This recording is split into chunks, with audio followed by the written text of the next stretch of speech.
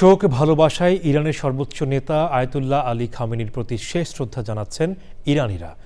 রাজধানী তেহরান পরিণত হয়েছে জনসমুদ্রে। শোক অনুষ্ঠানে যোগ দিয়েছেন কয়েকটি দেশের রাষ্ট্র ও সরকার প্রধান সহ ১০০-রও বেশি দেশের প্রতিনিধিরা।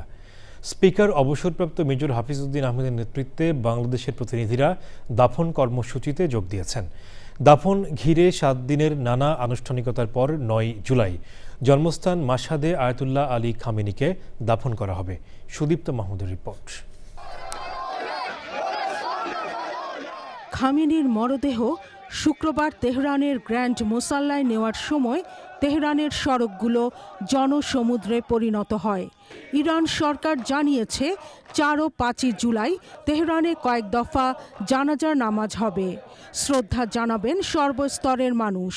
৬ ও ৭ জুলাই খামেনির মরদেহ নিয়ে হবে শোক মিছিল। পরে মরদেহ তেহরান থেকে নিয়ে যাওয়া হবে কোম শহরে।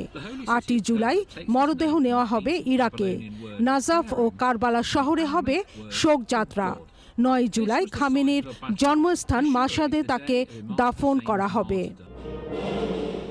খামেনির প্রতি শ্রদ্ধা নিবেদন ও দাফন অনুষ্ঠানে অংশ নিতে ইতোমধ্যে পাকিস্তান, তাজিকিস্তান, আর্মেনিয়া ও জর্জিয়ার রাষ্ট্রপ্রধান ইরান গেছেন।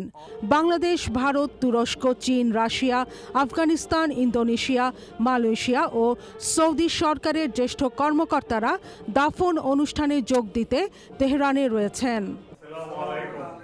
জাতীয় সংসদের স্পিকার অবসরপ্রাপ্ত মেজর হাফিজউদ্দিন আহমেদ ইতোমধ্যে আয়াতুল্লাহ আলী খামেনির প্রতি শেষ শ্রদ্ধা জানিয়েছেন।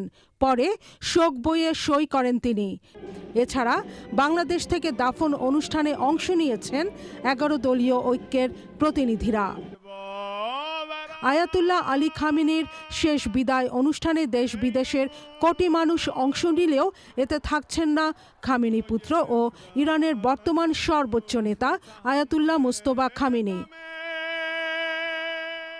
শোক অনুষ্ঠান চলার সময় যুক্তরাষ্ট্র ও ইসরায়েলকে হামলা না চালানোর বিষয়ে সতর্ক করেছে ইরানের ইসলামী বিপ্লবী গার্ড কোর IRGC।